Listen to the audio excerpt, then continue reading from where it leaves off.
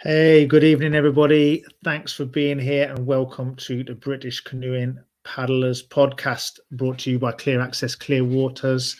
My name is Etienne Stott. I'm a proud paddler, proud Olympic champion, and a proud rebel. And it's really my pleasure to be here with you and spending this time with you tonight. So, yeah, we're on the second episode of the series. Last week, we were joined by avid paddler and TV presenter Matt Allwright and Lucy Siegel, the journalist and reporter, is also a paddler. We were talking about climate change and plastic pollution and how we can help. It was a really cool episode. It's a good start for the series. And if you missed it, please, you can listen back on your social media channels or head to your favorite podcast provider and search for the Paddlers Podcast. And if you leave a review, that's really cool, and subscribe. That helps us to spread the word and get more people involved in it. So yeah, that'd be awesome. So thank you for doing that if you do. And if you're listening again, thank you for coming in and listening again. That's really cool as well. So on to this week. Yeah, many of you will be aware of our Clear Access Clear Waters campaign. So this is British Canoeing's campaign about waterways access, but as well, it's got that part of stewardship and looking after our rivers, campaigning on environmental topics on behalf of our members. And also a cheeky little plug. If you switch your membership to a Go Green membership when you next renew, which I'm definitely going to do this, you get £2 from your membership goes towards the Clear Access Clear Waters campaign. And that helps us to continue what's going on here. So if you can do that, that'd be wicked. But yes, this evening we have got a fantastic lineup of two really cool guests. We've got Amy Slack from Surfers Against Sewage and Ash Smith from the Windrush Against Sewage Pollution campaign. And our topic is a really important and interesting one. It's all about water quality and sewage pollution in our waterways. So it's a topic that's slowly getting the attention it needs. You know, I'm learning about this as well. And with increasing awareness in outdoor enthusiasts and paddlers, it's really the kind of consciousness of this is spreading across the country. But what do we really mean when we talk about water quality, and what exactly is sewage pollution? And, you know, do we really want to know? We do, because this isn't about dodging the truth. We need to know what's going on in our rivers. And so, you know, we need to find out how this affects us, how this affects the environment, and what we can do about it. So, you know, how can we as paddlers individually and as our community engage with this really important issue? So Amy and Ash are going to be here tonight sharing their expertise and experiences from like national campaign levels and really local levels as well, to tell us, you know, all we need to know about trying to reduce or stop this sewage pollution problem. So yeah, nice to see both of them here. Hello, Amy, first of all, nice to see you. I'm just wondering if you can tell us a little bit about Surfers Against Sewage. It's a famous organization, but how does it connect up with what we're doing here, and a little bit about what you do? Yeah, thanks for having me on today, Etienne. It's really great to be here.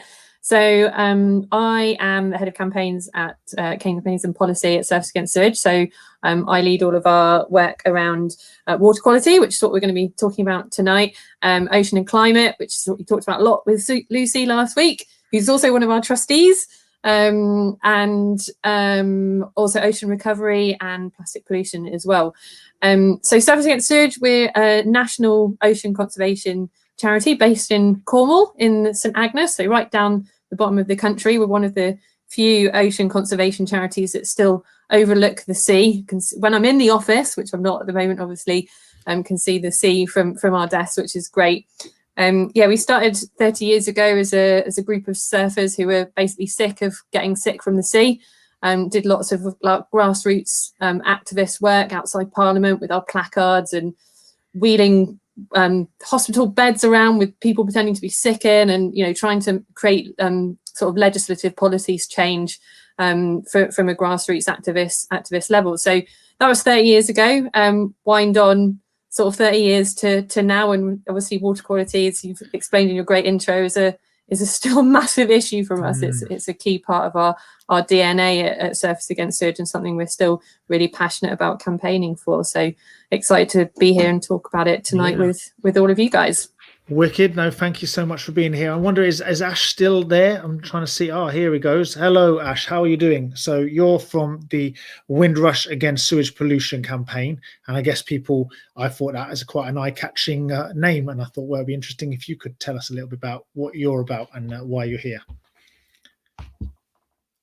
Oh, you're muted. Let's see if Oh. we can sort that. Oh, here we go. Yeah, go for it. Yeah, sure, good. So yeah, we chose that name because we thought if all we get to do is introduce ourselves before we get booted off stage, at least we've got the message across. That's what we're against. We started off, I live in the Windrush Valley in Oxfordshire, and like many people, we've seen the river change from beautiful, clear, green weed, a lot of life, to a grey kind of stripe through the landscape. Now, I used to swim in it when I first came here, and that was only 2013. I used to swim in this river with my dog. Then I used to let my dog swim in the river, and now I don't let my dog swim in the river unless we go right upstream above these sources of pollution. Now, we started to make some inquiries around about 2014, 15, when we saw things going downhill, and it became really clear that if we didn't do something about it, no one was going to do it. The Environment Agency were clearly not doing anything and showed no sign of it. So we started this group.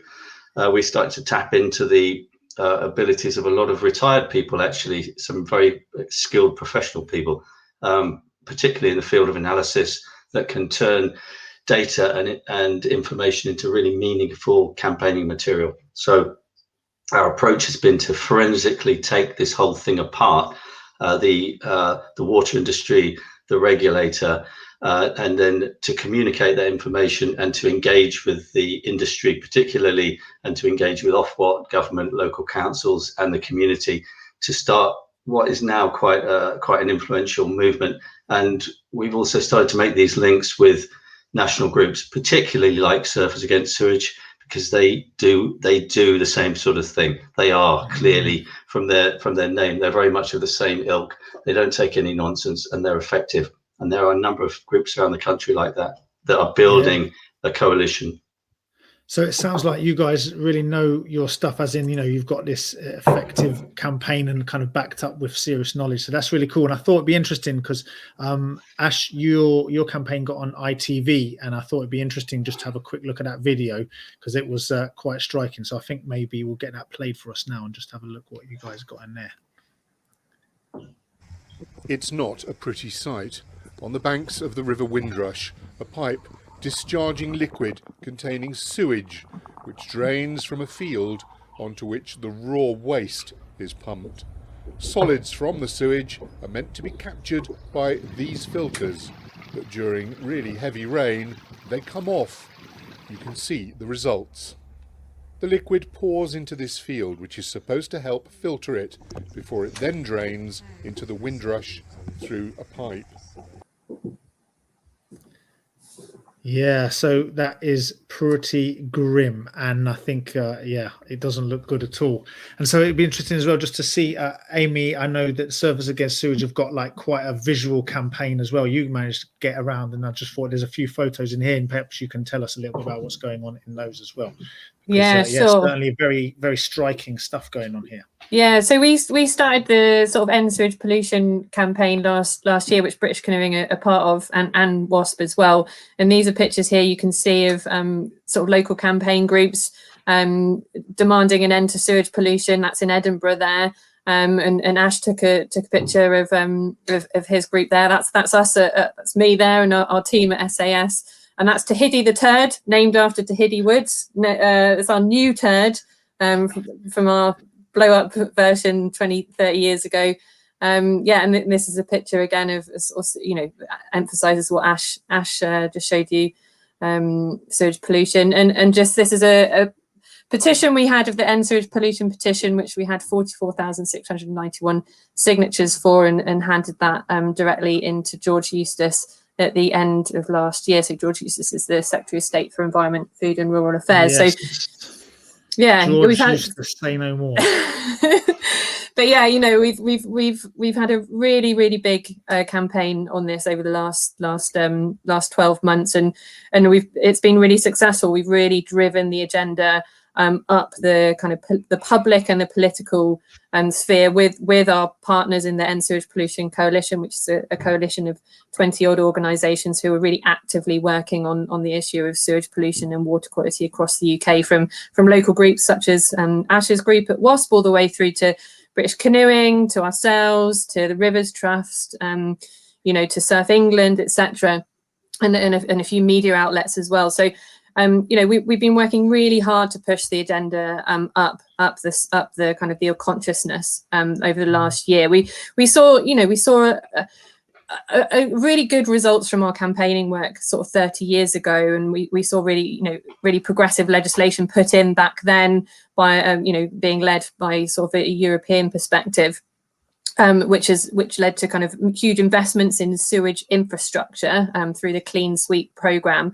But ultimately we're still seeing huge volumes of sewage discharges into our rivers and to the ocean as well. So 2019 we had over 200,000 sewage discharges into UK rivers. That's 1.5 million hours worth of discharges in 2019. And our Safer Seas service, which is the UK's only real-time water quality monitoring service. I'm going to give a bit of a plug to that service. You can download it. It's an app you can get on your phone. Doing a bit of a relaunch of it this year to be the Safer Seas and Rivers service. So it will include a few river locations this year, we hope. We showed last year that we had about 3,000 discharges into our coastal waters. So sewage is still a massive problem across the UK, and it's something that we really need to kind of maintain the momentum on over the coming years. Because I got a couple of facts here that I found they're quite shocking actually, because I sort of think maybe, well, anyway, here you go. So it says the UK is ranked just 25th out of 30 EU countries for coastal water quality. So that's not a very good position, in the bottom 5. And then it says only 16% of our waterways meet good ecological status. And I'm assuming good ecological status means they're kind of alive and have got, they're healthy in terms of their biodiversity and ecology. And I don't know, I can see, Ash, you're kind of wincing at this fact. 16% is poor, isn't it? It's shockingly poor, and you've got to bear in mind that during this time, the head of the Environment Agency has been saying things like, "You've never had such clean rivers since the Industrial Revolution." It's just absolute rubbish, even by their own data. I think it descended through 25% in 2009, got down to 16%. I think it's actually 14%, and that's dubious. And that good status, well, you should see some of the places that they'll classify as good or moderate, and you realize how really bad it is and how it's been hidden, deeply hidden from the public's consciousness. No, it's a really thing. Oh, go on. Sorry, Amy. Go on. Yeah, no. Just to add to that as well, just as well as that kind of 14% figure, not forgetting that actually no rivers in the UK meet good chemical test standards, and chemical test standards relate to the kind of the sewage pollution in our rivers. So no rivers are passing chemical test standards, which means that every river in the UK is being impacted by sewage pollution, essentially. Yeah, I mean. Yeah, I in preparation for this podcast, I went, I read up on Ash's website, the Windrush Against Sewage Pollution website, and I started to, it did sort of take me back, because I live in Nottingham, I paddle on the River Trent, and people in the past have said, oh, the River Trent's bad, whatever. Yeah. And I'm always sticking up for it, saying, I actually think it's good, because, at certain times of the year when it's not been raining and we've not had just massive flushes through of the roads and all of the sort of storm drains, I actually think it's quite a nice river. You can see there's kingfishers flying around, and the water's actually quite clear. You can see the fish swimming around, and I actually go swimming in there sometimes just because I like it. And then I read it, and I was like, I'm not actually totally thinking, because of course I've got some habituation to it, I suspect, but also we know for sure, there's a whole list of things, you've got like gastroenteritis, ear, nose and throat infections, skin infections, and even hepatitis and E. coli. And I was like, okay, but this river looks fine to me. When it's not fine, it's really obvious. But when it looks fine, I'm like, is it still fine? Because it's this idea of the chemical stuff that's going on. And I don't know who wants to speak about that, because that really kind of blew me away. Yeah, I mean, I can sort of come in and say, yeah, I think really what we're seeing is our sewage, our rivers are being sort of treated like the open sewers of the UK, essentially. You've got to wonder, we've seen huge improvements in relation to the current testing regime on our coastline, our coastal bathing waters, and you have to wonder whether actually those improvements have just been moved inland to our rivers. We're seeing the same problems as we saw 30 years ago on our coastline now affecting our rivers, and there's a real opportunity there actually to really take our rivers on the same journey as our coastlines in terms of cleaning them up. It's a terrible state of affairs, and I think on the coastline what we've seen is a cleanup in terms of kind of the solid material you see in the water, but let's not forget that there is those bacteria and pathogens that when a waterway looks clear, it might be still there might still be kind of dangerous sort of chemicals and bacteria floating around that you can't see. And it's really important that we get that information. We need to have that information as water users, as paddlers, as surfers, as stand-up paddleboarders, as anyone who uses swimmers, kids playing in the sea. We need to have that information to know when it's safe to use the waterways.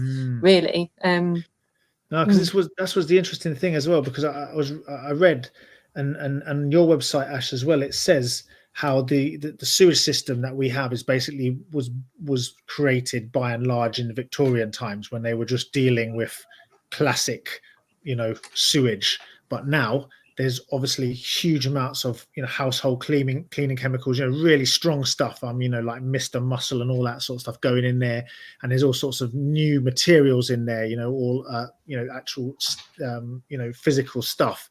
And I suppose I was quite shocked by that as well, because I was like, I just would have assumed that this was being taken care of, and actually it isn't at all. Is that right? Yeah, so the process, the treatment process hasn't really changed much over the years. The actual network has come and gone in various times. In the 70s and 80s, new sewage networks have been built for new housing estates. But the process, basically, you send sewage to a place where they stir it around with a bit of air to activate some bacteria, settle out the solids, and then skim off the liquid at the top and put it back into a river. Now, you may be as amazed as I was to understand that all happens in about 8 hours. That's how long it stays there. And in winter, you can imagine how active that bacteria isn't. So treatment is pretty basic in most places. But you're right. You used to be dealing with a bit of poo and pee and some soap, maybe a bit of bleach if you were really luxurious back in the days of the early treatment. Now, I would say go into a supermarket and just stand for a moment in the kind of laundry aisle and look down at that just endless row of chemical treatments of all those bottles of stuff, and just realize that all of those are going in a river somewhere. And turn a few of them around and look at the labels. And on the back, you'll see things like harmful to aquatic life with long-lasting effects. And you'll think, who thought this is going to be a good idea to put that into our rivers? Because that's where it ultimately goes.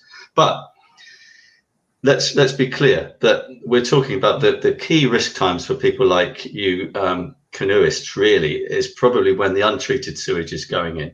Now, we were originally told these are short spills that happen during periods of extremely heavy rainfall. They're very diluted, blah, blah, blah. It's meant to happen to stop houses flooding with sewage. But actually, the truth is, as we've discovered, that some of these spills go on for weeks on end. They happen in dry weather. Some of the spills we've investigated have gone on for 5 months on end. Wow. Yeah, and this is not a rare occasion, and this is not just our area with Thames Water. We've had a look around some of the rest of the country. Same thing's going on. We've had a look. We're just in contact with a group down in Chichester at the harbour. That's a shocking place. So you have to really know what you're dealing with, and you can be. The bizarre thing is, you can go for a tour around the sewage works, and you're going to put on your high-vis jacket, your hard hat, your gloves, your heavy boots, and you're going to put glasses on to protect your eyes, to protect yourself while you're in there. Health and safety is a big deal. You step outside to the pipe that's discharging untreated sewage or treated effluent, possibly side by side, into the river. There's not a sign. There's nothing to tell you that is a dangerous, toxic liquid that can make you very, very sick. Just as you paddle by and splash that on your face, you'd have no idea what it was, would you? No, I mean, it is remarkable. And I think so I think it's for me, that was really quite shocking. And I suppose I was interested, Ash. You said you started you swimming in this river, and then you realised you're going to not do that. But what do you do? What does Windrush Against Sewage Pollution do? Because this is a sort of local scale. What do you actually do in your patch? What do you get up to? So that this is, I suppose, perhaps inspiring, or perhaps get people thinking about what they could do about what's going on in their rivers. Yeah, so you probably you choose what kind of suits you. I'd say play to your strength. But what we do is three things: we investigate and we gather data and evidence. We do quite a lot with the camera, so that we get a GoPro on a stick and poke that into places where you wouldn't want to put your head, frankly. And we film. We create a powerful image to communicate, and to communicate the evidence that we gain through using the equivalent of the Freedom of Information Act, which is the Environmental Information Regulations, to get data. We communicate to the public. We communicate to our councillors, MPs, and raise it. We try to raise it so that it becomes a voting issue, and it has started to get that way. So now local councillors are campaigning, and they're all kind of competing with each other over what they're doing about sewage pollution. Because frankly, it doesn't have to be like this. When you go out on the weekend and you want to enjoy yourself, you might not want to be in absolutely crystal clear water in the Caribbean on your doorstep, but you do expect at least that the water companies are not breaking the law and polluting illegally, which they are. And I confidently say that they are routinely and ruthlessly abusing the law and just using our rivers and our seas as a way to maintain profit. And it doesn't have to be that way. And we push that message, and then we engage with the company, as we have done today, and we talk about what they will do for us to improve that. And if you can get enough people aware of that, that although the water companies are monopolies, you can't go to another water company and say, I don't like what you're doing. They're monopolies. It's a fundamental flaw. They do respond to embarrassment and damage to their reputation. And I would say, we keep it very straight. We keep it very honest and accurate, but we're hard in our engagement, but we're constructive about it. Yeah. Well, thank you. So I'm just going to welcome everybody who is joining us here live tonight on the Paddlers podcast. In case you're coming in just now, we've got Amy Slack from Surfers Against Sewage and Ash Smith from Windrush Against Sewage Pollution. Excuse me. And we're talking tonight about pollution, sewage pollution in our rivers. And if you're listening again, thank you again for coming and listening to us again. So it's really good. And I'm just going to bring in, there's all sorts of comments coming in. So there's one here from Tom Thorpe. I don't know if you guys can read it. It says, amazing work. It's frustrating because the people who are into sport are so passionate about this. But many of the people who don't use the waterways and coastlines for recreation are oblivious to the issue. And that's why Clear Access, Clear Waters is about. It's trying to get people out there so people can know. And, there's this idea. I love this idea of stewardship. Once we get out there, people want to look after it. And I've worked with people that have said, I don't even like fish, so why should I care about pollution? Of course, this means there is lots to teach, but getting the message to folks that don't tune in is tricky. So this is why we want we want access to be able to go paddling, and we want to be able to get people engaged with all of these things. So hold on, here's John Hunt. Anyway, as users of the waterways, we can take samples, anything we can test and publicize the results. So Amy, I can see you nodding. Do you want to come in on that one? Yeah. There's lots of, as Ash knows, there's lots of sort of citizen science projects that are going on up and down the country with lots of different local groups. The Rivers Trust do lots of work around sampling in our rivers, and lots of different groups. Like I know WASP are doing stuff. We've seen Ilkley, which is the UK's first inland river bathing water, which was designated this year. They've done a lot of work there. There's some testing going on the River Avon that we know about. There's lots of different groups that you can join to do some testing, and we're actually going to be doing some testing ourselves at Surfers Against Sewage. We're going to be looking at the connection between the rivers and the sea and the ocean, and how kind of water quality is connected through those arteries, our blue arteries of the country, into our ocean this year. So there's lots that can happen, lots that you can do. There's lots of citizen science projects that you can get involved with. Best places to get in touch with some of your local local organisations. So like the Rivers Trust had lots of different groups all across the country, and there's lots of groups like ASH as well, independent groups that you can get involved with.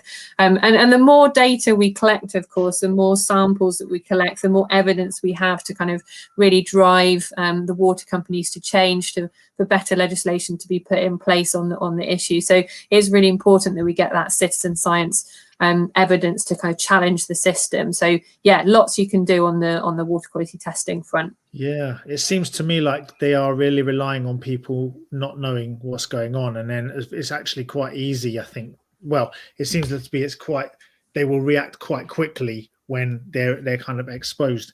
I'm just going to bring in a question here. It's a really interesting question from a member of British Canoeing called Dominic Fawcett, and he says he's a member. Good surname when you're talking about water and all that. Anyway, but that's just a rubbish joke, I'm afraid. Sorry, Dominic. I feel terrible. He's probably heard this 1,000 times. Anyway, he says he's a member and supporter of Surfers Against Sewage and a member of British Canoeing, and he's passionate about it. He's written to his local MP. Surprise, surprise, not a lot of response from there, from asking them questions about water quality on the Thames, but he's really interested about the kind of coalitions and the ways that we can work together. So how can we ensure, his question is, how can we ensure groups such as Clear Access, Clear Waters, British Canoeing, Surfers Against Sewage, WASP, I guess, and other organisations are working together? Because I suppose if we can create that network, we can be even more effective. What else do you think we can do? So I guess I'll put that one to Ash, if you've got any ideas about that, and maybe Amy as well, because I suppose Ash, you're very local, and Amy, you're kind of zoomed out a little bit. So Ash, I don't know what your thoughts are on how we can work together.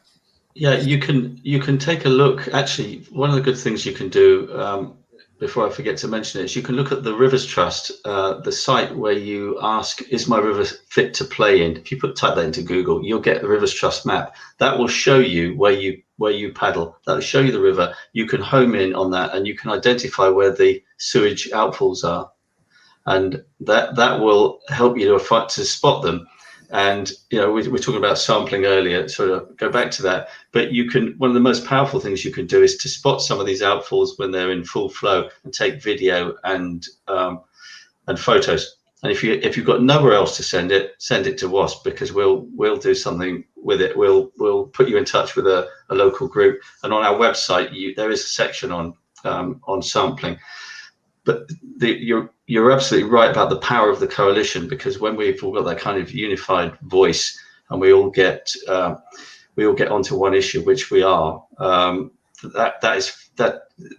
we know this is powerful, because we've all been kept in splendid isolation by the Environment Agency and the water industry. They never tell us about each other. We have to discover each other. So I don't know how this worked back in the day, pre-social media. It worked brilliantly, I suppose, but now we can tie up. And I don't know how you find I guess you shop around on the internet, you'll find somebody that's got a bee in their bonnet about it, or you'll find a group. At very least, you should find a local Rivers Trust. Amy, I can see what have you got to say from that sort of zoomed out position? Yeah, it's really important. It's a very good point. Our voices are stronger together, of course. I think we've brought in the last sort of 12 months, we've brought a coalition, as I said earlier, together of 20 sort of key organisations. I know Ash has connected with a lot of local organisations on his end, and is part of our End Sewage Pollution Coalition. And that coalition has, and British Canoeing is part of that as well. And we've been really active, and we, as a group, we've really been very successful in driving this agenda up. We've seen we've been supporting as some of us on this group.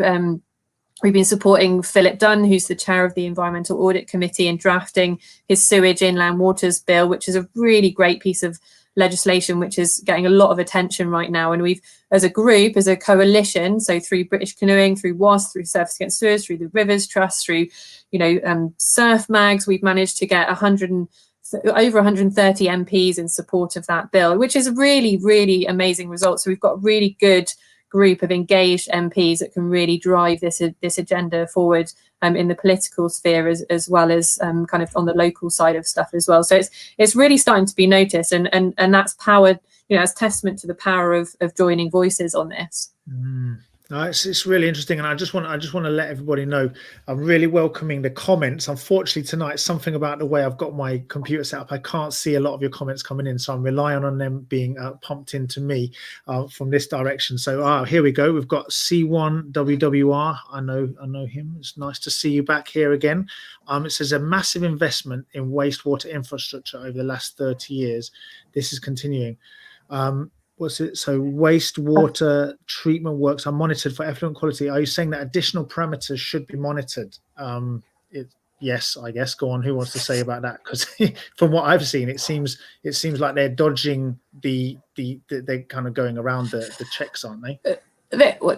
Ash, I'm sure Ash has got a lot to say on this, but just a small kind of word on the water quality testing regime, I guess, on this. So we do have a water quality testing regime for designated bathing waters. Majority of designated bathing waters are in the UK or on the coast. We are starting to see an increase inland, but there's definitely way more we can do in terms of getting that water quality testing inland. But there's, it is flawed in its own right. So the water quality testing regime only tests for water quality once a week during the bathing season. We know for a fact that people use our rivers, our streams, our coast all year round, not just in this kind of false 15th of May to 30th September time period. So there's that, we only see water quality tested in the bathing season. We only see it tested once a week, and we get only a snapshot of water quality at any one time. And that data is released a year in sort of hindsight, really. So what we're seeing in terms of classifications is actually a very small sample and based on last year's data. So what we really need to see is real-time water quality information all year round. And we've seen, one of the key successes we've had as a coalition is having government and water companies commit to providing that data. So real-time information on when sewage is discharged into rivers. We're seeing the commitment now to having that all year round, which is great news for us as water users. But ultimately, we do need to, progress in terms of the information that's being provided to us. We need real-time water quality information. So Ash has been doing some great work on testing some kit. There's emerging technology now which is which tests that water continuously, and we can get that real-time information. But just to point on kind of other threats, Ash sort of pointed to some of these other emerging pollutants, but we've got other pollutants that we do need to include in that water quality testing regime as well. We've got microplastics. We don't know what the impact of microplastics is on our human health at the moment.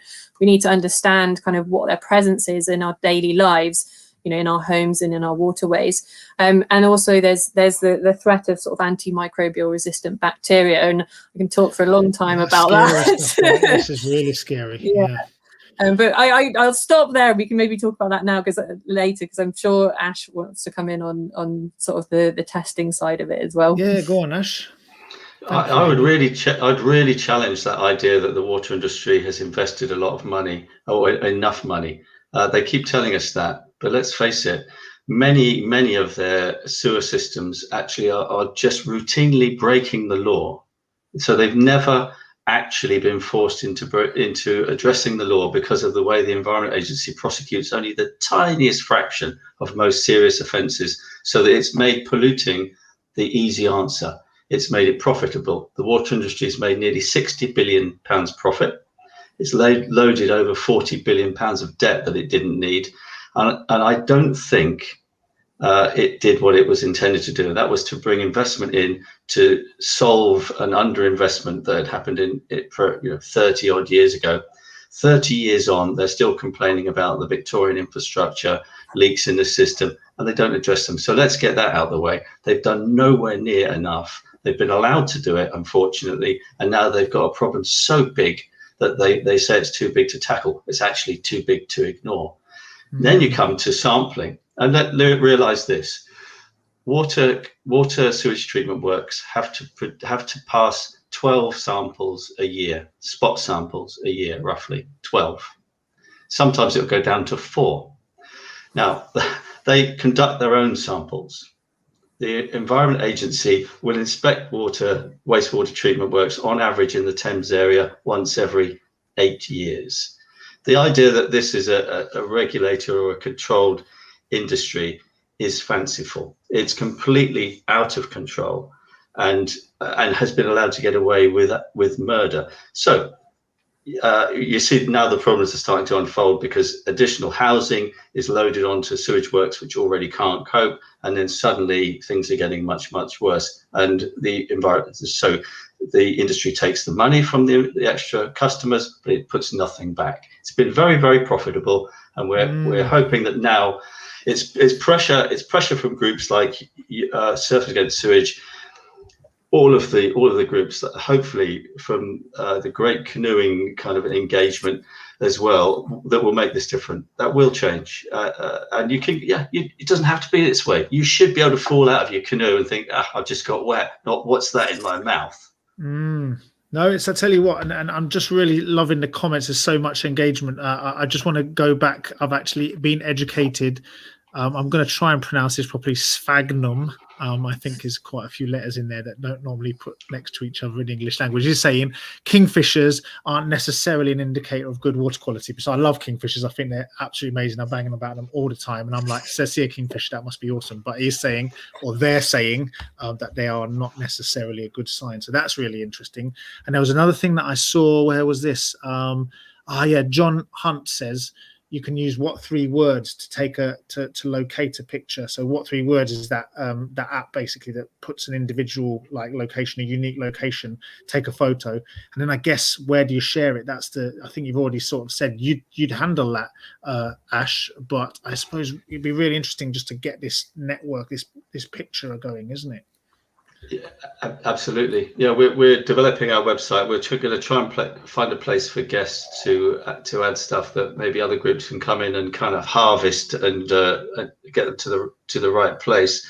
And you're right. Who mentioned that about sticklebacks? I've found sticklebacks living in virtually in untreated sewage. They're incredibly resilient fish. I've actually found one. I've filmed it.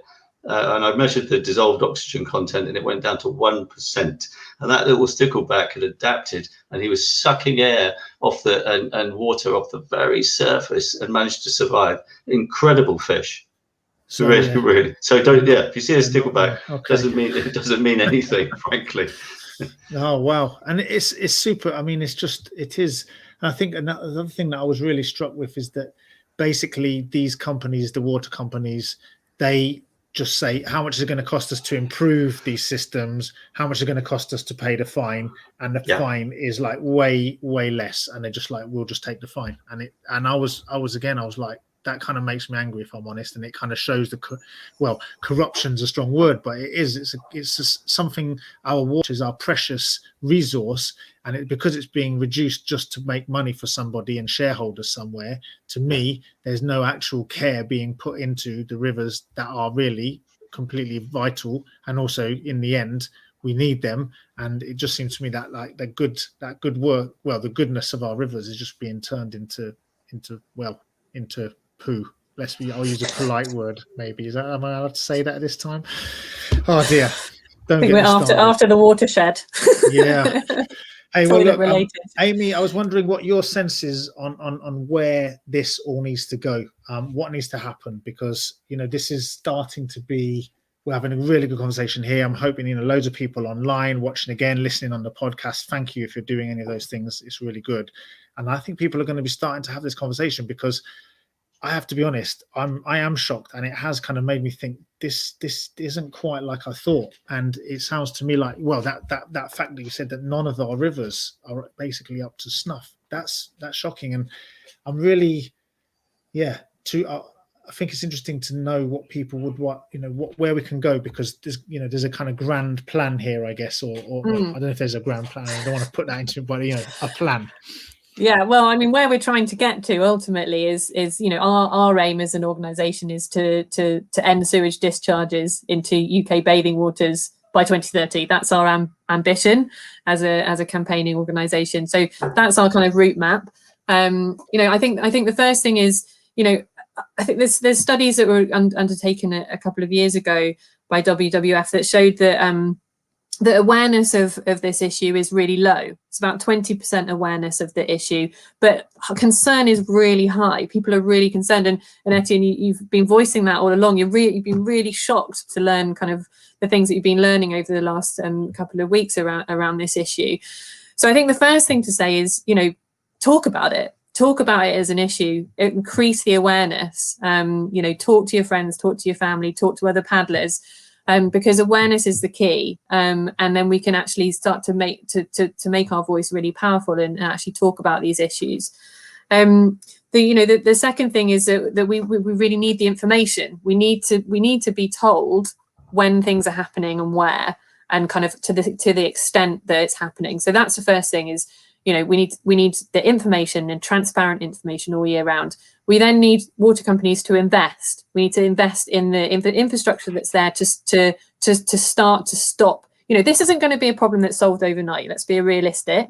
But we need to actually get a route map that sees us there. So we need to get investment into the infrastructure to actually stop the scale of discharges that are happening into UK rivers and to the ocean.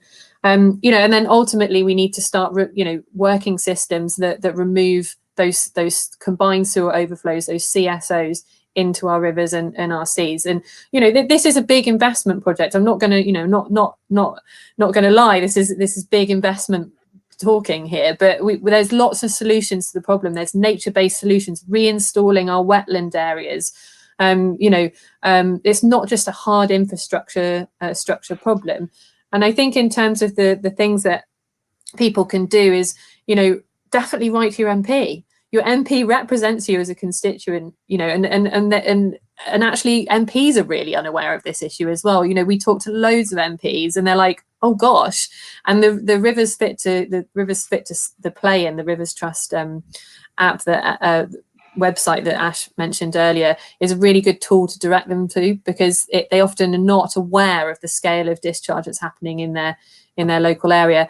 And through our Safer Seas service, so Safer Seas and Rivers service, that's actually not just a sort of real-time water quality information service, but it's a really good campaigning tool as well. So through those are people who are on the coast, amongst our watchers here and listeners later on if you're listening again. But you can, when there's a sewage discharge at your local beach that you use, you can actually email an MP directly from the app, and we're introducing a new feature in this year, which is allowing you to email the CEO of the relevant water company as well. So keeping the pressure on is key, and that's the way we're going.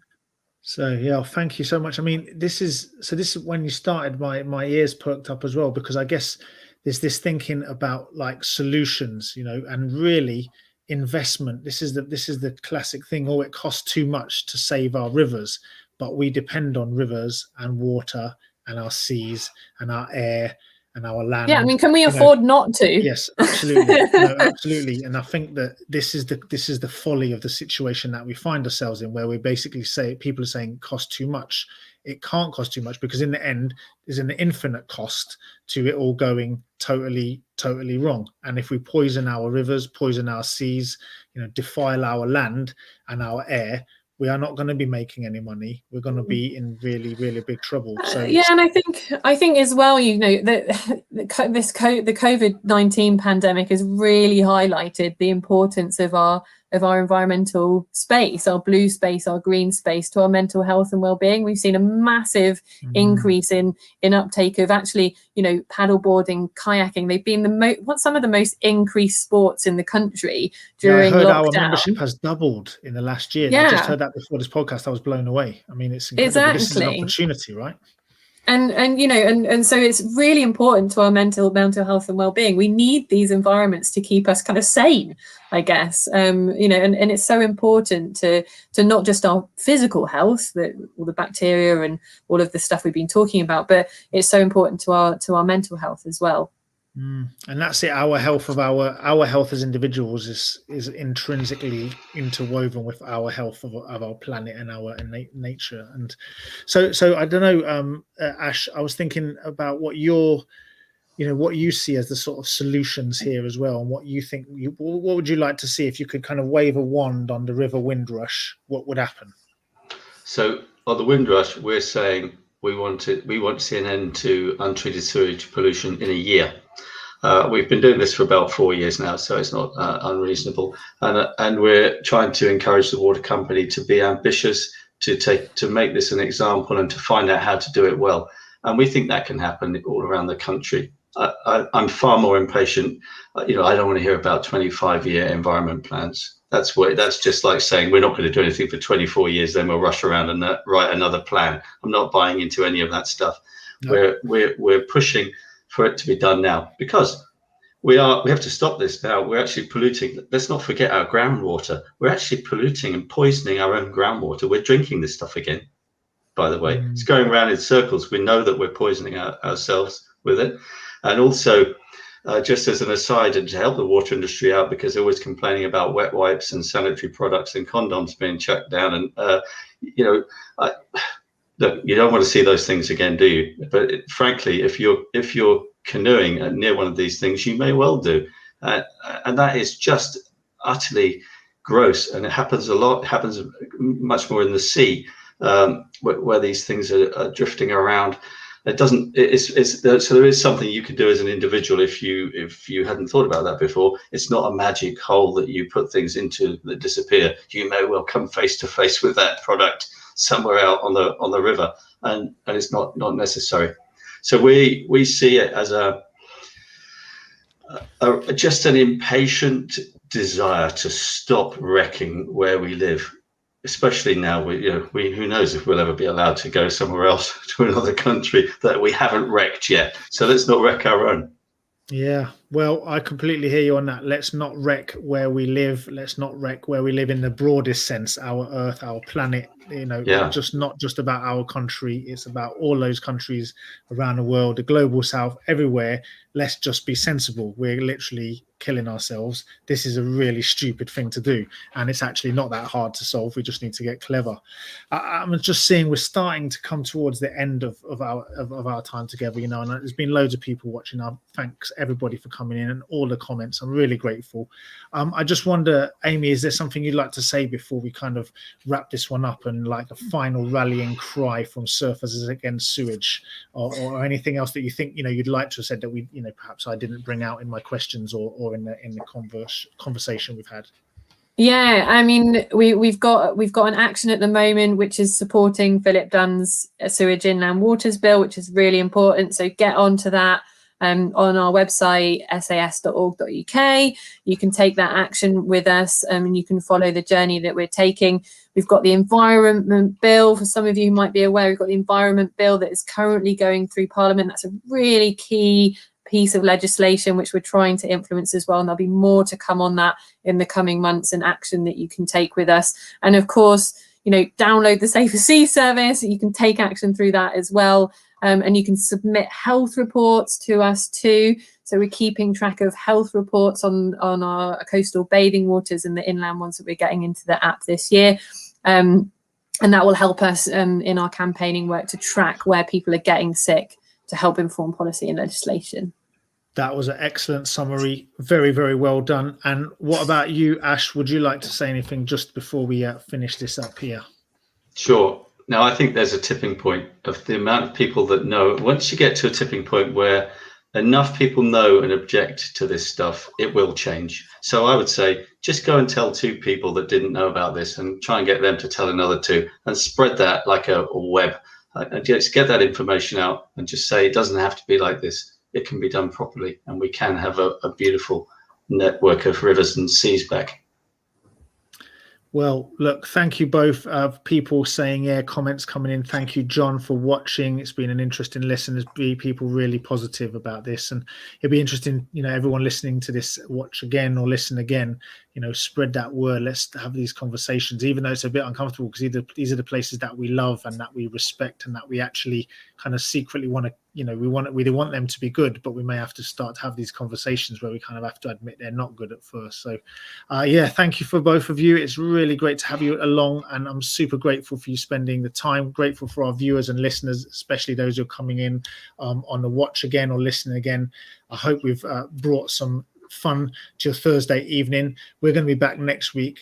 It's going to be super cool. We've got all sorts going on. It's an Olympics Tokyo special with Olympians and Paralympians who'll be aiming for medals, and it's going to be really interesting. But for now, I just want to thank our guests, Amy Slack from Surfers Against Sewage, Ash Smith from Windrush Against Sewage Pollution. I got the words right this time. Really grateful for your being here. Come back, everybody, come back next week, 8 p.m. next Thursday. It'll be lovely to see you. And guys, keep up the good work out there. And yeah, let's do this. Let's get our rivers nice. And thanks, Etienne. Thanks for having us. Have fun. Bye, everybody. See ya.